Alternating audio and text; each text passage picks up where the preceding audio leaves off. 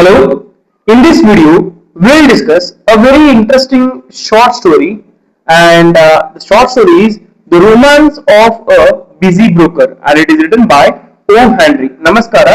ಈ ಒಂದು ವಿಡಿಯೋನ ಏನಪ್ಪಾ ಅಂತಂದ್ರ the romance of a busy broker ಅನ್ನೋ ಒಂದು ಶಾರ್ಟ್ ಸ್ಟೋರಿ ನೋಡೋಣ. ಇದನ್ನ ಬರೆದಿದ್ದು ಯಾರಪ್ಪ ಅಂತಂದ್ರ ಓ ಹ್ಯಾನ್ರಿ. ಆಮೇಲೆ ಈ ವಿಡಿಯೋನ ಕೊನೆಯವರೆಗೂ ನೋಡ್ರಿ, ಯಾಕಂದ್ರ ಈ ವಿಡಿಯೋಗೆ ಏನಪ್ಪಾ ಅಂತಂದ್ರ ಮೊದಲನೇದಾಗಿ ನಿಮ್ಗ author introduction, full details summary, themes ಮತ್ತು ಕ್ಯಾರೆಕ್ಟರ್ ಡೀಟೇಲ್ಸ್ ಬಗ್ಗೆ ಕೊಟ್ಟಿದ್ದೀನಿ. ಹಂಗ 1 mark, 5 mark, 10 mark question answers ಅನ್ನ ಕೊಟ್ಟಿದ್ದೀನಿ.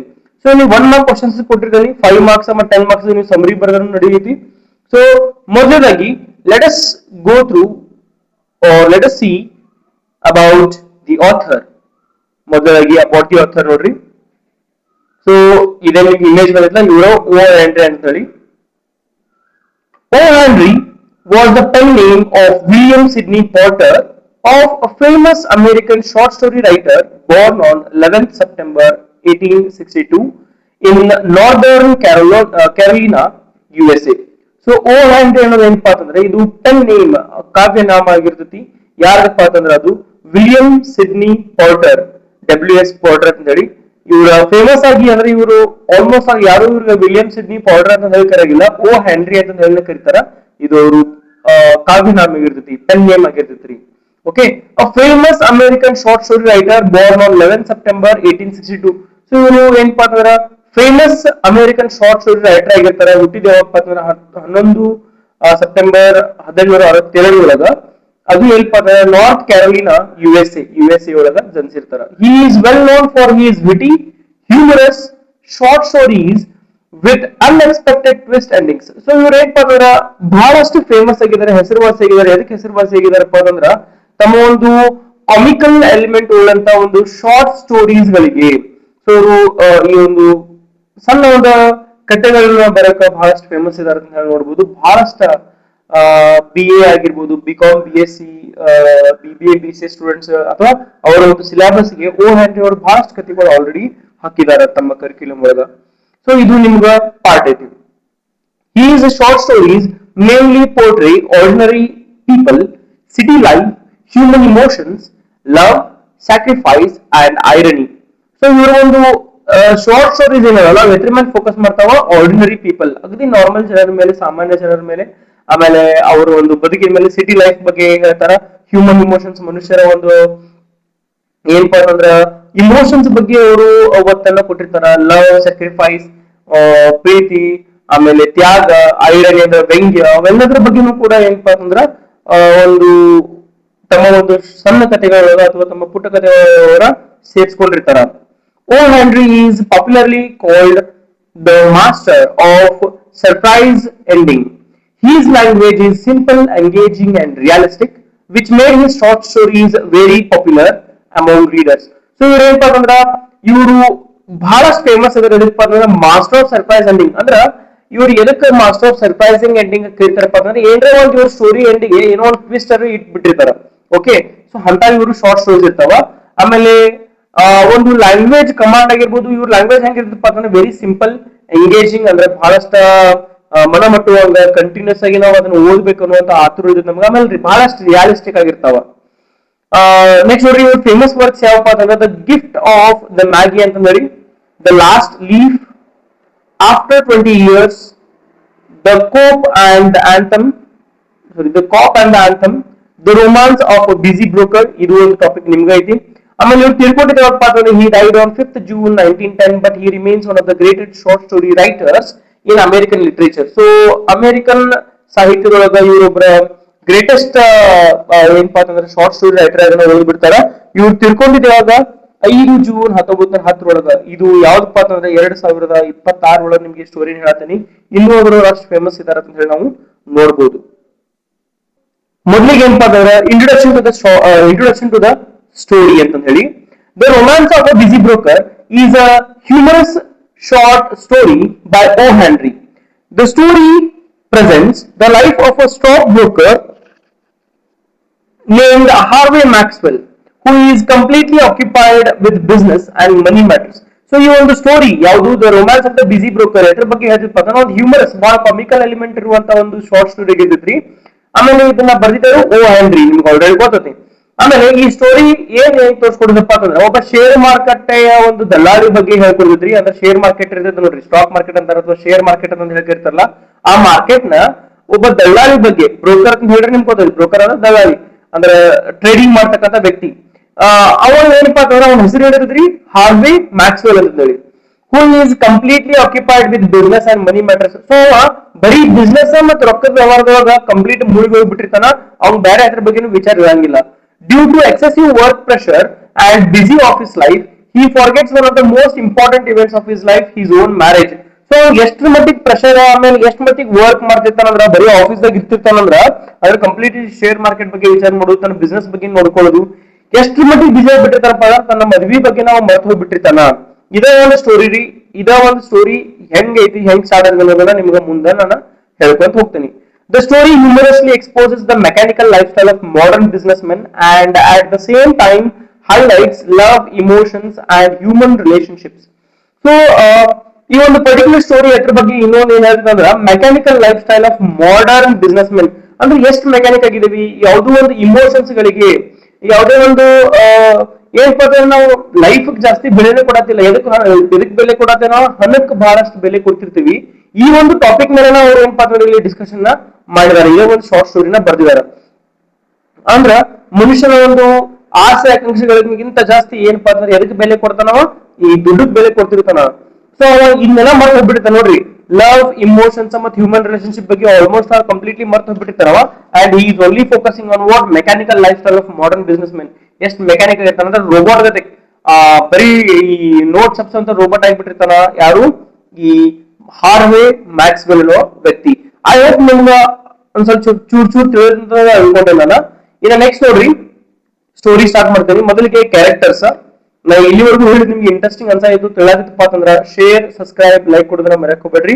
ಹಂಗ ಕಮೆಂಟ್ ಮಾಡಿ ತಿಳಿಸ್ರಿ ನಿಮ್ಗೆ ಈ ವಿಡಿಯೋ ಹೆಂಗ್ ಅನ್ಸಿತ್ತು ಅಂತ ಹೇಳಿ. ಓಕೆ, ಮೊದಲಾಗಿ ಕ್ಯಾರೆಕ್ಟರ್ಸ್ ಇಂದ ಸ್ಟೋರಿ. ಈ ನೋಡ್ರಿ, ಇಲ್ಲಿ ವ್ಯಕ್ತಿ ನೀವು ಬಿಸ್ನೆಸ್ ಮಾಡ್ತಿರ್ತಾನೆ, ಒಂದು ಫೋಟೋ ತೋರಿಸ್ತೀನಿ ನಿಮ್ಗೆ ಜಸ್ಟ್. ಸೊ ಹಾರ್ವೆ ಮ್ಯಾಕ್ಸ್ವೆಲ್ ಅನ್ನೋ ಕ್ಯಾರೆಕ್ಟರ್, ಇವ ಮೇನ್ ಕ್ಯಾರೆಕ್ಟರ್. ಬಿಸಿ ಸ್ಟಾಕ್ ಬ್ರೋಕರ್, ಫುಲ್ ಬಿಸಿ ಇರ್ತಾನ ಮನುಷ್ಯ, ಪೂರಾ ಕೆಲಸ ಮಾಡ್ಕೊಂತ ಇರ್ತಾನ. Hard working and fully devoted business. ಅವ್ನ ಏನ್ ಕೆಲಸಪ್ಪ ಅಂದ್ರೆ ಬರೀ ಬಿಸ್ನೆಸ್ ನೋಡ್ಕೊಳ್ಳೋದಷ್ಟ, ಬಿಸ್ನೆಸ್ ಬಿಟ್ರೆ ಬೇರೆ ಏನು ಮಾಡ್ತಿರಂಗಿಲ್ಲವ. ಫಾರ್ಗೆಟ್ಫುಲ್ ಬಿಕಾಸ್ ಆಫ್ ವರ್ಕ್ ಪ್ರೆಷರ್, ಬರೀ ಮರುವಿನ ಕಾಯಿಲೆ. ಎದಕ್ ಮರಿತಿರ್ತಾನವ, ಬರೀ ಕೆಲ್ಸದ ಬಗ್ಗೆ ಅಷ್ಟು ನೆನ್ಪಿಡ್ಕೊಂತ ಶಕ್ತಿ ಇರ್ತದ ಅವ್ನ ಕಡೆ. ಅಂದ್ರ ತನ್ನ ಕೆಲಸದ ಮೇಲೆ ಬಹಳಷ್ಟು ಜಾಸ್ತಿ ಫೋಕಸ್ ಮಾಡೋಣ, ತನ್ನ ನಾರ್ಮಲ್ ಲೈಫ್ ಅನ್ನ ಮರ್ತು ಬಿಟ್ಟಿರ್ತಾನ. ಬರೀ ರೊಕ್ಕದ ಕಡೆ ನಾವ್ ಏನಪ್ಪಾ ಅಂತಂದ್ರೆ ವಿಚಾರ ಮಾಡ್ತಿರ್ತಾರ ಅಂತ ಹೇಳಿ ನಾವು ನೋಡ್ಬೋದು. ನೆಕ್ಸ್ಟ್ ಏನಪ್ಪಾ ಅಂತಂದ್ರೆ symbol of modern mechanical life. ಇವ ಒಬ್ಬ ಸಿಂಬಲ್, ಒಂದು ಸಂಕೇತ ಇದ್ದಂಗ. ಅಂದ್ರೆ ಮಾಡರ್ನ್ ಮನುಷ್ಯರು ಹೆಂಗ್ ಬದುಕ್ತಾರೆ, ದುಡ್ಡಿನಿಂದ ಬಿದ್ದಂತ ವ್ಯಕ್ತಿ ಅಥವಾ ದುಡಿಮೆಯಿಂದ ಬಿದ್ದಂತ ವ್ಯಕ್ತಿ normal life, love, emotions, relationship ಗೆ ಬೆಲೆ ಕೊಳ್ಳರಂತ ಇರುವಂತ ವ್ಯಕ್ತಿನ ಈ ನಮ್ಮ ಹಾರ್ವೆ ಮ್ಯಾಕ್ಸ್ವೆಲ್ ರೀಪ್ರೆಸೆಂಟ್ ಮಾಡ್ತಾನ ಅಂತ ಹೇಳಿ ನಾವು ನೋಡ್ಬೋದು. ಇನ್ನ ಮಿಸ್ ಲೆಸ್ಲಿ ಅಂತ ಹೇಳಿ, ಹಾರ್ವೆ ಮ್ಯಾಕ್ಸ್ವೆಲ್ ಸೆಕ್ರೆಟರಿ, ಸ್ಟಿನೋಗ್ರಾಫರ್.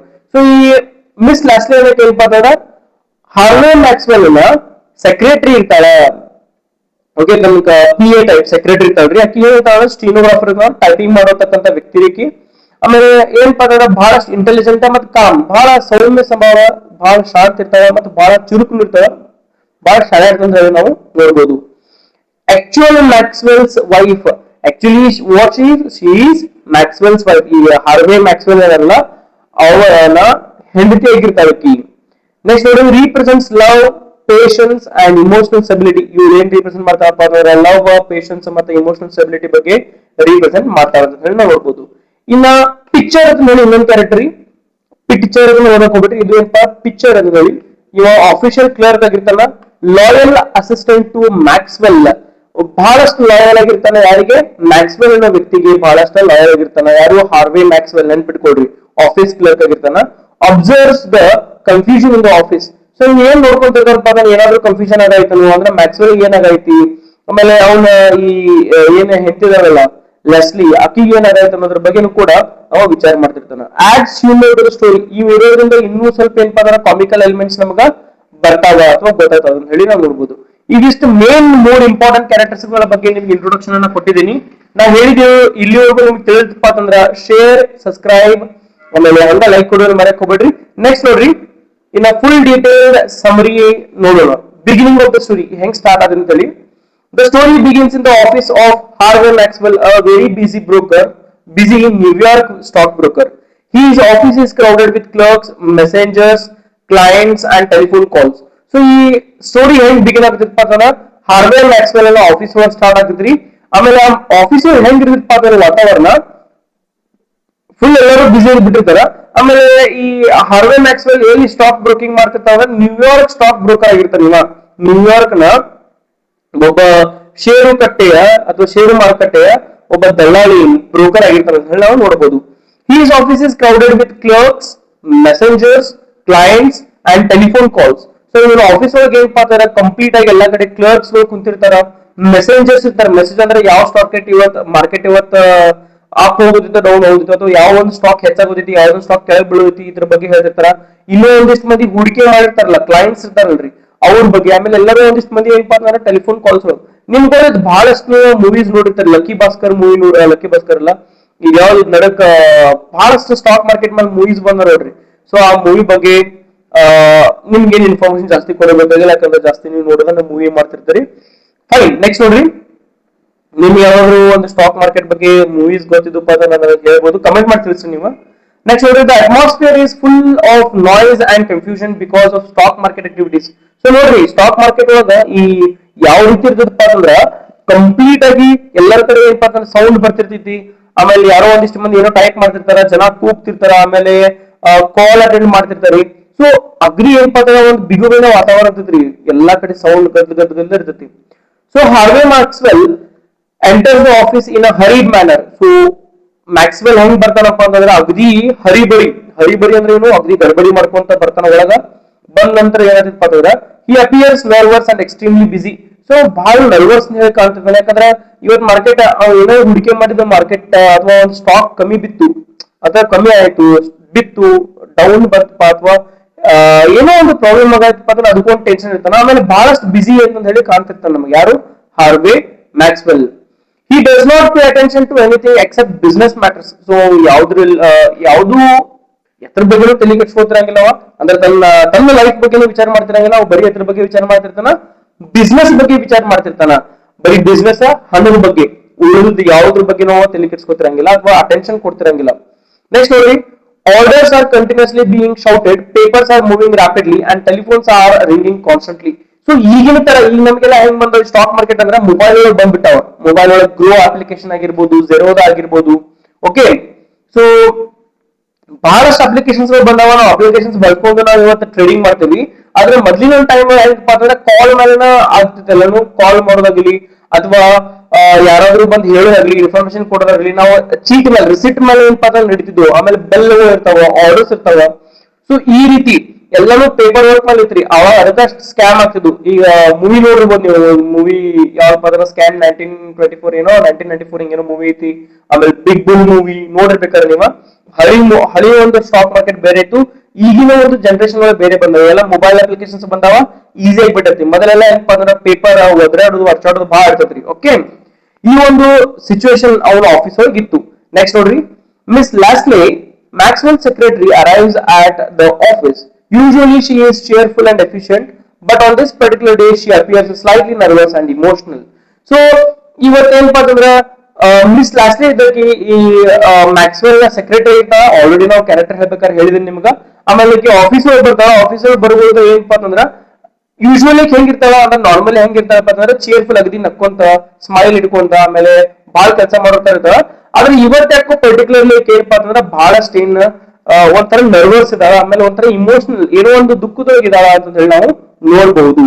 ಇನ್ ನೆಕ್ಸ್ಟ್ ನೋಡ್ರಿ, picture the office clerk notices strange behaviour between Maxwell and Miss ಲೆಸ್ಲೆ.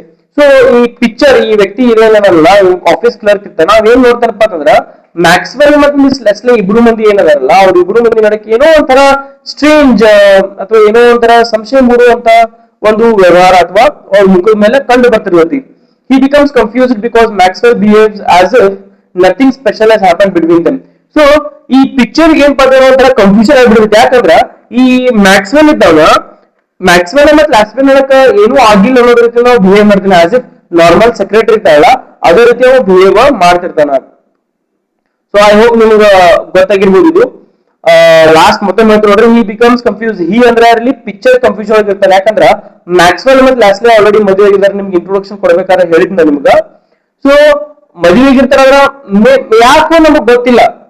ಇವ ಒಂಥರ ಮ್ಯಾಕ್ಸ್ವೆಲ್ ಎಲ್ಲ ಮರ್ತ ನಾರ್ಮಲ್ ಏನಪ್ಪ ಅಂದ್ರೆ ಬಿಸಿ ಆಗಿಬಿಟ್ಟಿರ್ತಾನ ಲೈಫ್ ಒಳಗ. ತನ್ನ ಹಣದ ಕಡೆ ಮತ್ತೆ ಬಿಸ್ನೆಸ್ ಕಡೆ, ಸ್ಟಾಕ್ ಮಾರ್ಕೆಟ್ ಕಡೆ ಬಿಸಿ ಆಗಿಬಿಟ್ಟಿರ್ತಾನ. ಇನ್ ನೆಕ್ಸ್ಟ್ ನೋಡ್ರಿ Maxwell's extreme businesses. So business ಅಂತ ಹೇಳಿ business, not business, sorry business. So ಬಹಳಷ್ಟು ಎಕ್ಸ್ಟ್ರೀಮ್ ಆಗಿ ಬಹಳಷ್ಟು ಬಿಸಿ ಇರ್ತಾನ. Harvey Maxwell becomes deeply involved in office work. He attends clients, signs papers, gives orders and handles business transactions continuously. So Harvey ಏನಪ್ಪ ಅಂದ್ರೆ ಬಹಳ ಅಂದ್ರೆ ಬಹಳಷ್ಟು ಬಿಸಿ ಆಗಿಬಿಟ್ಟಿರ್ತಾನ್ರಿ. ಎಷ್ಟು ಮಟ್ಟಿಗೆ ಬಿಸಿ ಆಗಿಬಿಟ್ಟಿರ್ತಾನಪ್ಪ ಅಂದ್ರೆ ತನ್ನ ಸ್ವಂತದ ಬಗ್ಗೆ ಮರ್ತನು ಕೂಡ ಅವ್ ಬರೀ ಏನ್ ಮಾಡ್ತಿರ್ತಾನ, ಅಟೆಂಡ್ಸ್ ಕ್ಲೈಂಟ್ಸ್ ಅಂದ್ರೆ ಯಾರ ಒಂದ್ ಕಡೆ ಈ ಹೂಡಿಕೆದಾರ ಬಂದಿರ್ತಾರಲ್ಲ, ಹೂಡಿಕೆದಾರ ಬಗ್ಗೆ ವಿಚಾರ ಮಾಡ್ತಿರ್ತಾನ. ಆಮೇಲೆ ಕಂಟಿನ್ಯೂಸ್ ಆಗಿ ಪೇಪರ್ ಗಳನ್ನ ಸೈನ್ ಮಾಡ್ತಿರ್ತಾನ, ಆರ್ಡರ್ ಗಳನ್ನ ಕೊಡ್ತಿರ್ತಾನ. ಆಮೇಲೆ ಕಂಪ್ಲೀಟ್ ಈ ಬಿಸ್ನೆಸ್ ನ ಟ್ರಾನ್ಸಾಕ್ಷನ್ ನೋಡುತ್ತಿರ್ತಾನ. ಓಕೆ, ನೆಕ್ಸ್ಟ್ ನೋಡ್ರಿ, the story shows how modern business life can consume a person completely. Maxwell is so busy that he almost behaves like a machine. He has no time to think about emotion or personal matters. So the story shows modern business life. ನಿಮ್ಗೆ already ಹೇಳಿದೆ ನಾನು. ಈ ಒಂದು story ಎದ್ರ ಬಗ್ಗೆ ಹೇಳ್ತಿದ್ಪ ಅಂತಂದ್ರೆ modern business life. ಇದ್ ನೋಡ್ರಿ 1991ಕ್ಕಿಂತ ಮುಂಚೆ ಬಂದಂತ ಶಾರ್ಟ್ ಸ್ಟೋರಿ ಇದೆ. ಸರಿ 1909, ಯಾಕಂದ್ರೆ ಅವಾಗ ನಾವು ಹ್ಯಾಂಡ್ರೆಡ್ ತಿಳ್ಕೊಂಡಿರ್ತಾರೆ, ನಿಮ್ ಇನ್ಫಾರ್ಮೇಶನ್ ಕೊಟ್ಟಿದ್ದ. ಸೊ ಅದಕ್ಕಿಂತ ಮುಂಚೆ ಬಂದಂತ ಸ್ಟೋರಿ. ಅವಾಗನ ಅಷ್ಟು ಮೆಕ್ಯಾನಿಕ್ ಆಗಿ ಅಷ್ಟು ಬಿಸಿ ಲೈಫ್ ನ ಮಾಡ್ತಕ್ಕಂಥವ್ರು ಇವತ್ತಿಗೆ ಸ್ಟಾಕ್ ಮಾರ್ಕೆಟ್ ಹೂಡಿಕೆ ಮಾಡೋದಾಗಿರ್ಬೋದು ಅಥವಾ ಬಿಸ್ನೆಸ್ ಮಾಡೋರು ಎಷ್ಟು ಮಂದಿ ಹೆಂಗ್ ಬಿಸಿ ಇರ್ತಾರ. ಅವ್ರು ತಮ್ಮ ಇಮೋಷನ್ಸ್ ಗಳಿಗೆ, ಪರ್ಸನಲ್ ಮ್ಯಾಟರ್ ಗಳಿಗೆ ಬೆಲೆನೇ ಕೊಡ್ತಿರಂಗಿಲ್ಲ, ಮನೆಯವ್ರ ಬಗ್ಗೆ ವಿಚಾರ ಮಾಡ್ತಿರಂಗಿಲ್ಲ. ಯಾವ್ದ್ರ ಬಗ್ಗೆ ವಿಚಾರ ಮಾಡಂತ ಒಂದು ಟೈಮ್ ಏನಪ್ಪಾ ಅಂದ್ರೆ ಅವಾಗ ಬಂದಿರತ್ತೆ. ಮತ್ತೆ ಈಗ ಹೆಂಗಿರ್ಬೋದು ಅಂತ ಹೇಳಿ ನೀವು ನೋಡ್ಬೋದು. Maxwell is so busy that he almost behaves like a machine. ಒಂಥರ ಮಷಿನ್ ತರ behave ಮಾಡ್ತಿರ್ತಾನ. He has no time to think about emotions or personal matters. So ತನ್ನ ಪರ್ಸನಲ್ ಮ್ಯಾಟರ್ ಬಗ್ಗೆ ವಿಚಾರ ಮಾಡಕ್ಕೆ ಅವ್ನು ಟೈಪ್ ಇಲ್ಲ. At one point, Maxwell suddenly realizes that he loves Miss Leslie deeply. He becomes emotional and decides to propose marriage to her immediately. So ಯಾವುದೋ ಒಂದು ಸಂದರ್ಭದೊಳಗ ಒಂದು ವಿಷಯದೊಳಗೆ ಏನಾಗತ್ತಪ್ಪ ಅಂತಂದ್ರೆ ಒಮ್ಮೆ ಅವಂಗ ಮ್ಯಾಕ್ಸ್ವೆಲ್ ಏನ್ ಬಂದ್ಬಿಡದಪ್ಪ ಅಂತಂದ್ರೆ ಅವ ಮಿಸ್ ಲ್ಯಾಸ್ಲಿನ ಬಹಳಷ್ಟ ಡೀಪ್ ಆಗಿ ಪ್ರೀತಿ ಮಾಡ್ತಾನ ಅನ್ನೋದ್ರ ಬಗ್ಗೆ ನೆನಪು ಬಂದ್ಬಿಡ್ತೈತಿ. ಆಮೇಲೆ ಏನ್ ಡಿಸೈಡ್ ಮಾಡ್ತಾನಪ್ಪ ಅಂತಂದ್ರ ಆಕಿಗೆ ಹೋಗಿ ಹೇಳಬೇಕು, ನಾನು ಹೋಗಿ ಆಕಿ ಜೊತೆ ಮಾತಾಡ್ಬೇಕು, ಮ್ಯಾರೇಜ್ ಬಗ್ಗೆ ಆಕಿ ಜೊತೆ ಇಮಿಡಿಯೇಟ್ ಆಗಿ ಹೋಗಿ ಹೇಳ್ಬೇಕಂತ ಹೇಳಿ ಅವ ಡಿಸೈಡ್ ಮಾಡ್ತಾನ. ಮೈ ಡಿಯರ್ ಸ್ಟೂಡೆಂಟ್ಸ್, ನಮ್ಗೆ ಐ ಥಿಂಕ್ ನಿಮ್ಗೆ ಇದು ತಿಳಿದಂತ ಅನ್ಕೊಂಡೀನಿ. ತಿಳಿದಪ್ಪ ಅಂತಂದ್ರ ನನ್ನ ಯೂಟ್ಯೂಬ್ ಚಾನಲ್ ಅಜಿತ್ ಕೈಗಾರ ಸಬ್ಸ್ಕ್ರೈಬ್ ಮಾಡ್ರಿ, ಈ ಒಂದು ವಿಡಿಯೋನ ಶೇರ್ ಮಾಡ್ರಿ, ಲೈಕ್ ಕೊಡ್ರಿ, ಕಮೆಂಟ್ ಮಾಡಿ ತಿಳಿಸ್ರಿ ನಾನು ಎಕ್ಸ್ಪ್ಲನೇಷನ್ ನಿಮ್ಗೆ ಹೆಂಗ್ ಅನಿಸ್ತು ಅನ್ನೋದ್ರ ಬಗ್ಗೆ. ಇನ್ ನೆಕ್ಸ್ಟ್ ನೋಡ್ರಿ, ದ ಸರ್ಪ್ರೈಸಿಂಗ್ ಪ್ರಪೋಸಲ್. ಸೊ ಏನ್ ಪ್ರಪೋಸಲ್ ಮಾಡ್ತಾರೆ ನೋಡ್ರಿ. Maxwell calls Miss Leslie into his office. Maxwell ಇದಾವ ಮಿಸ್ ಲ್ಯಾಸ್ಲಿ ನಾವು ಆಫೀಸ್ ಒಳಗೆ ಕರಿತಾನ. With great emotion and seriousness he proposes marriage to her. So ಬಹಳ ಅಗ್ದಿ ಸೀರಿಯಸ್ ಆಗಿ ಏನಪ್ಪಾ ಅವ ಯಾರನ್ನ ಕರಿತಾನ ಅಂತಂದ್ರ ಈ ಮಿಸ್ ಲ್ಯಾಸ್ಲಿ ಆಫೀಸ್ ಒಳಗೆ ಕರಿತಾನ. ಕರೆದ ನಂತರ ಏನಾಗತ್ತಪ್ಪ ಅಂತಂದ್ರ ಅಗ್ದಿ with great emotion and seriousness he proposes. ಬಹಳ ಸೀರಿಯಸ್ ಆಗಿ ಏನ್ ಮಾಡ್ತಾನಂದ್ರ ಅವ ಪ್ರಪೋಸ್ ಮಾಡ್ತಾನ ಅಂತ ಹೇಳಿ ನೋಡ್ಬೋದು. He tells her that he cannot live without her and asks her to marry him as soon as possible. So ಏನ್ ಮಾಡ್ತಾರಪ್ಪ ಅಂದ್ರೆ ನಂಗೆ ಇನ್ನು ಬಹಳ ತನ ಏನಪ್ಪಾ ಅಂದ್ರೆ ನಿನ್ ಬಿಟ್ಟು ಇರಾಕ ಆಗಿಲ್ಲ ಅಥವಾ ನನಗ್ ನಿನ್ ಬಿಟ್ಟು ಯಾಕ ಆಗಿಲ್ಲ ಅಂತ ಹೇಳ್ತಾನ. ಅಷ್ಟ್ ಹೇಳಿ ಏನಪ್ಪಾ ಅಂದ್ರೆ ಏನ್ ಹೇಳ್ತಾನ, ನಾನಿನ್ನ ಆದಷ್ಟು ಬೇಗ ನಿನ್ ಮದುವೆ ಮಾಡ್ಕೋಬೇಕು ಅಂತ ಹೇಳಿ ಹೇಳ್ತಾನ.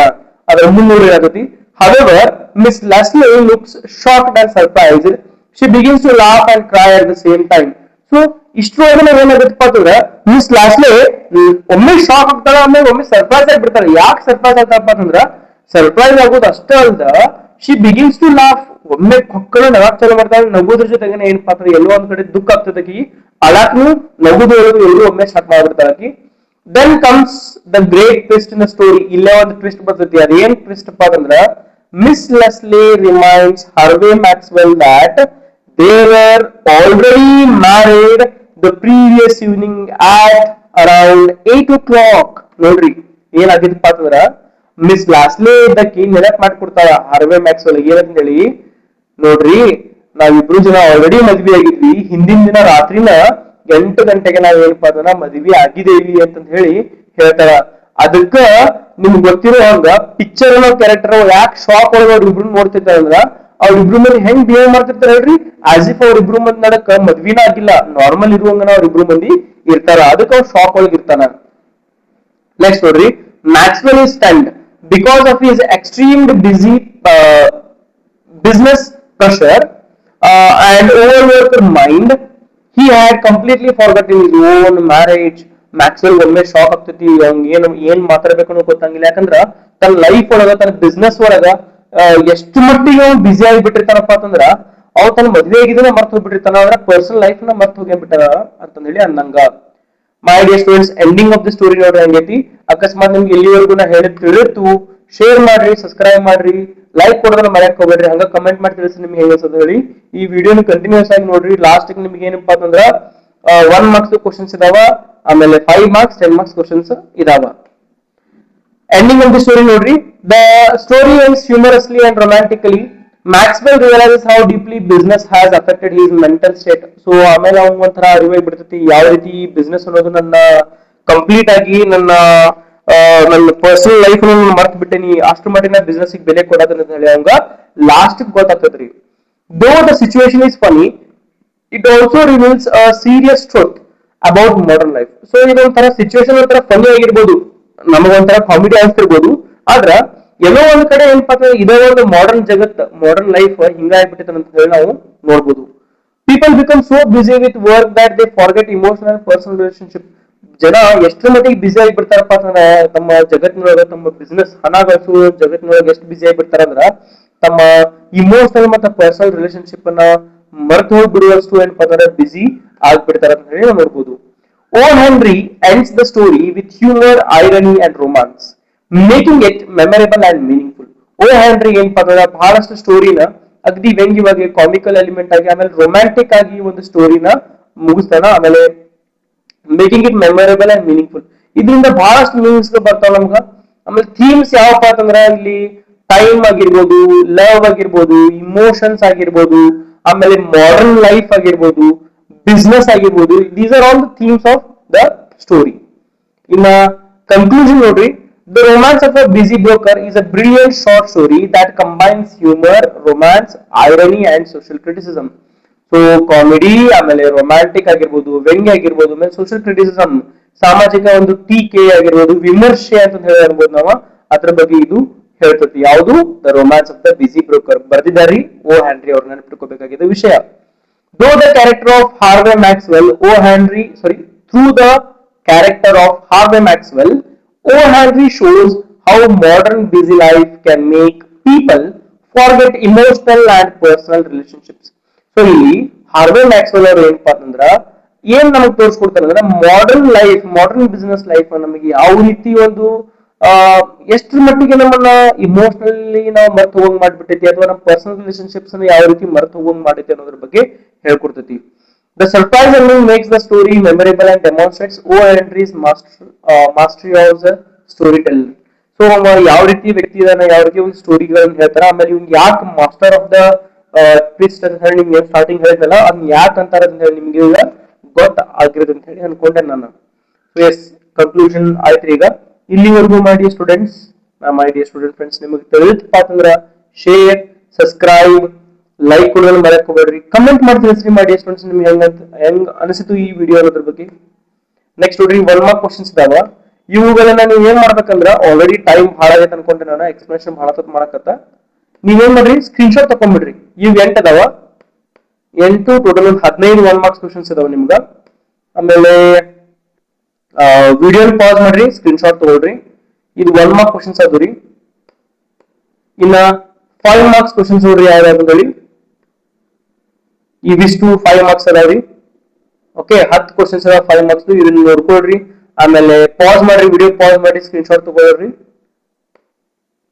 ಮೈ ಡಿಯರ್ ಸ್ಟೂಡೆಂಟ್ಸ್, ಮತ್ತೊಮ್ಮೆ ಮಗದೊಮ್ಮೆ ನಿಮ್ಗೆ ಅದನ್ನೇ ಹೇಳ್ತೀನಿ, ಏನಪ್ಪಾ ಅಂತಂದ್ರ ಈ 10 ಮಾರ್ಕ್ಸ್ ಕ್ವಶನ್ಸ್ ಅದಾವ.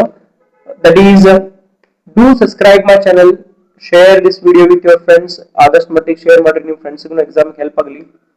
ಲೈಕ್ ಕೊಡೋದನ್ನ ಮರೆಯಕ್ ಹೋಗ್ಬೇಡ್ರಿ. ಕಮೆಂಟ್ ಮಾಡಿ ತಿಳಿಸ್ರಿ ನಿಮ್ಗೆ ಹೆಂಗ್ ಅನಿಸ್ತು ಈ ವಿಡಿಯೋ ಅನ್ನೋದ್ರ ಬಗ್ಗೆ. Okay, yes, thank you. See you all in the next video, my dear students. Thank you very much.